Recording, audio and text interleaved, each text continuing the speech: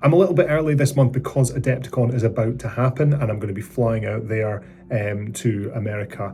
But I don't want to break the cadence of these monthly roundup videos. So I'm going to do this now and maybe I'll do a follow-up after Adepticon once I get back and all the dust has settled.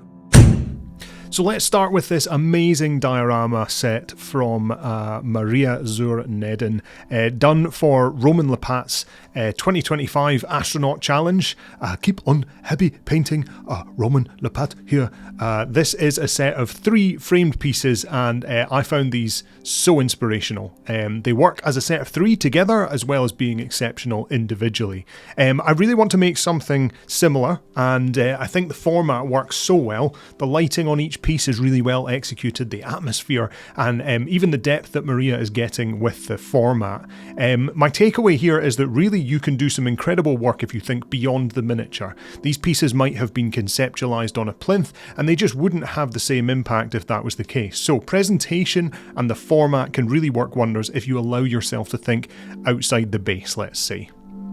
Next up, I want to show you Celebrimbor Forge's work, another framed piece, but this time, as with much of his work, this is set in Middle-earth. Now this one's based on the artwork of John Howe, and it shows Gandalf outside a hobbit home, and if you go to his Instagram, he has a reverse work in progress of this so that you can see the process, which involves sculpting, sketching, building, and of course that rain, which is done with single brush hairs that have been painted. Also, this is way smaller than you think it is. That Gandalf is not even the height of a paint bottle. I feel like the learning here is more than about being able to build the scene, but being clever with effects. Like, who'd have considered using brush hairs for rain? Spending the time getting them all parallel, attaching them to different parts of the scene to give that depth, and even painting them so they don't look too uniform. It is the small everyday deeds of ordinary folk that keep the darkness at bay, as Gandalf once said. Alright, let's take a look at Marco from Craftworld's work. Now, I suspect many of you will already be familiar with Marco and Alexandra's work, but if not, you are about to find a whole world of fantastical underpainting and colour theory. This is Marco's take on the Duomo Cadan bust, and it's a perfect example of what has seemingly become the Craftworld style. If you're wondering how to even start something like this, consider the fact that often these pieces have a limited palette and a lot of mixing, and they begin with some vibrant underpainting with things like purples, blues and magentas before the layers and those highlights are built on top. For me, the lesson is clear here. You can represent different materials without using the expected or typical colours. You can unify a paint job like this with consistent highlight colours, and don't be afraid to push into different hues for your shadows. A good paint job can have not only contrast in value, but contrast in hue too. Alright, now we come to Simon's Ultramarine Lieutenant.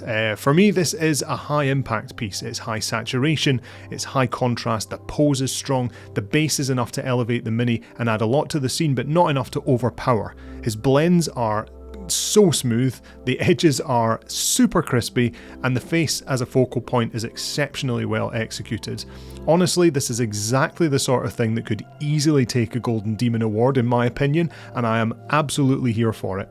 Pay extra attention to things like the unconnected highlight running across the backpack, the almost white highlights dotted into the corners of the belt buckle, the smooth shine on top of the knee pad rim, the reflections on the thigh pads. Everything here is tight, and hats off to Simon on this one. What is there to learn? Well, largely that Simon is a bloody brilliant painter. I think my key takeaway here is that you don't need fancy effects and over-the-top sculpting to create an exceptional piece. If you can paint well and give the sculpt enough interest, then almost anything can be a beautiful piece of art. Next up is Japanese painter Naya and her version of the Hex Figures bust. I'm immediately drawn to the eyes on this one and those vibrant irises which work well with the purple shading on the hair. I also like the contrast the green brings, and of course the impressive freehand on the collar. I am pretty sure this bust is a lot smaller than you think too, so really lovely work getting those eyes in, and the subtle pink into the nose, that lovely warmth into the shadows on the skin. For me, this one is a great demonstration of how the eyes can really set off a wonderful piece. It would have stood on the merit of the freehand alone, but the eyes have a lot of emotion in them, so it's an area where you can really help a bust shine. Next up we have Get Good Community's very own Dan, aka Fox Minis. This was Dan's entry into the Community Sci-Fi Challenge with a tarot bust, and man alive, this one is glorious. Of course we have to mention the eyes, but the more you look at this, the more you find to enjoy. From the skin and all its changing tones and colour, to the vibrancy in the cloak, the clever highlighting and the texture work on the leather parts, and even the metals on the shoulder sling and in the gold parts. Both bold and subtle in different places, and look at how close to white Dan gets with the skin right at the top of the head compared with the dark skin under the arms, or even the deep purpley hues on the side of the face, for example. Lots of strong contrast, which I think gives me the learning here. Skin is never just one or two tones, it has so much life in it, and this is a prime example of how much colour can be in the skin while still retaining that realism and the overall skin tone. Okay, I suspect if you've been on Hobby Instagram in the last month you might have seen this already, but holy moly, SNJ Hobby Studio has come through with this commission piece for a client based on a Japan in Spring theme. We've got vibrancy, we've got torii gates, we've got big bugs, but obviously the star of the show here has to be that dappled light effect. If it's not clear, that sun shining through the trees effect is painted on. This isn't a trick, nor some clever hobby lighting or projection. This is carefully highlighted to make it look this way. So even setting that aside for a second, I absolutely love the pinky red going on here on the main bug itself, but you combine that with some fancy painting effects, and yeah, I'm here for this 100%. I think my learning here might be more about taking risks. I see the benefit of strong reference material here to get the painting and the highlighting right, but the ability to take a risk like that on such a dramatic piece and to have it pay off is only something you learn really through doing. I suspect there is also something to be learned about planning here too, having the vision and going through with it. So yeah, I could look at this for a long time. Let's reduce our scope a little bit now and take a look at this lovely little Infinity model from Wayward Brush Studio.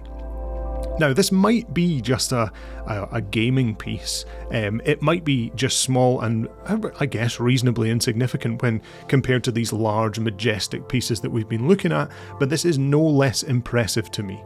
There is a lot to like here. The first thing to catch my eye is the hat and the weathering and that timeless light grey and orange combo which works so well on sci-fi things. And then we have the super vibrant yellow-green of the swords throwing the eye about a bit. And then lots of smaller things like the touch of orange to match the hat on the cloak, the silver almost NMM-esque armour on the shins too, and that lovely darker metal NMM work on the shoulder and back rim of the hat. I think there's also something to be said for easing off on texture for the likes of the trousers, while amping it up on the focal points like the hat and the top of the head.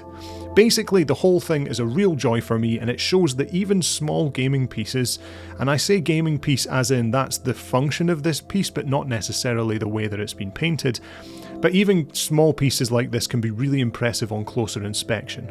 Learnings? Well, consider bumping your detail in focal areas to provide a different type of contrast, and maybe don't underplay the value of a smaller model when it comes to beautiful painting. Alright, let's go back up in scale and take a look at this fella from Mayor King, who is a Barcelona-based painter, originally from Mallorca, who has finished this super nice dwarf type model. Oddly, what drew me to this mini, or the image of this mini, was actually the work on the plinth rather than the mini itself, but of course after my eye had been drawn, I really started to love a lot about this whole thing. From the subtle green glow on the sword, to that wonderful deep rich skin tone, and the super nice gold metallic work. And let's also not forget the beautiful blue hue that's coming as a secondary light source from the back. I think though largely, I just totally love this plinth idea. This column with the stones and that super nice green moss work at the front is just hugely satisfying to look at.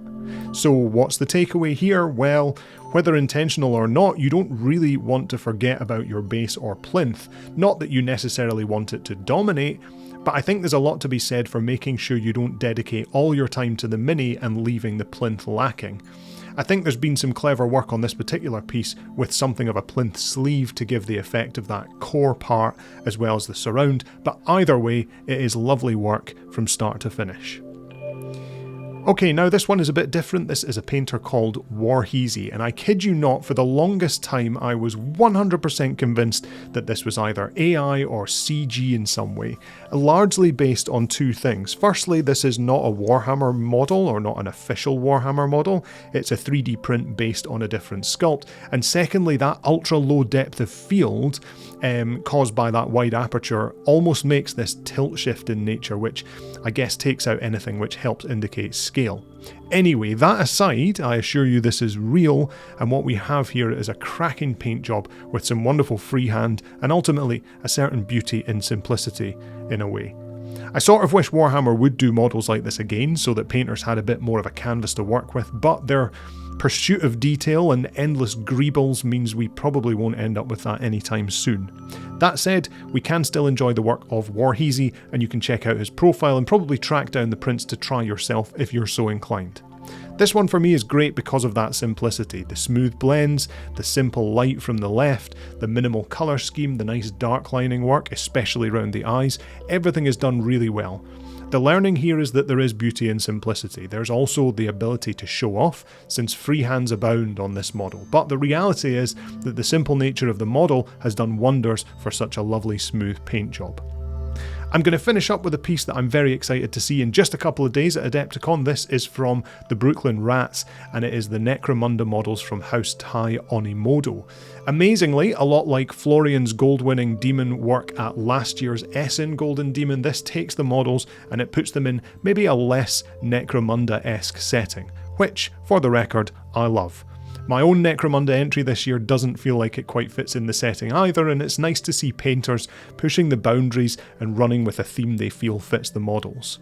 The use of red here is super nice. Of course, the freehand on the clothes is beautiful, very impressive too, and things like the gold NMM, the detail on the purity seals, the overall composition, it all plays a part in making this really work as a scene.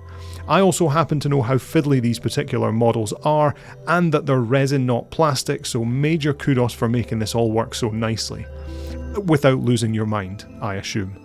What are our learnings here? Well, in the same way as you might like to break away from what the sculpt is telling you, this is more about breaking a little from what the setting and the context is telling you. Sure, they're Necromunda models, and yes, the lore is flexible enough that this is more than a feasible scene, but when you think about your piece, you can always push the boundaries of that setting to bring something new and exciting to the table.